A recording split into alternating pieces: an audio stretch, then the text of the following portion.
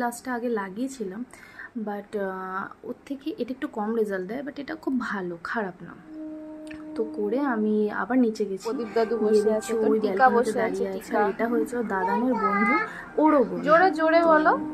এটা একটা দাদানোর, তো দাদানের সাথেও আর কি করে, আড্ডা করে, দোকানে গিয়ে বসে থাকে, গল্প তো করতে পারে না, বসে থাকে। তো ওইখানে হাত দেখাচ্ছিল। তো আমি তারপরে চলে আসলাম রান্নাঘরে, এসে ভাত বসালাম। আর এটা হয়েছে আমার ঘরে তৈরি gluten free, sugar free cake. এটা আমি ঘরে বানিয়েছি, খেলাম, খিদে পেয়েছিল।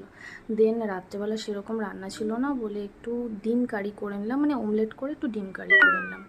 করার পরে তারপরে মেয়ের খাবার রেডি করে মেয়েকে খাওয়াতে বসে গেলাম। খেতে চাইছিল না, একটু বায়না করছিল, খাইয়ে দাইয়ে ওকে ফ্রেশ করিয়ে ওপরে নিয়ে আসলাম। আনার পরে এবার আমরা এখন শুতে চলে এসেছি।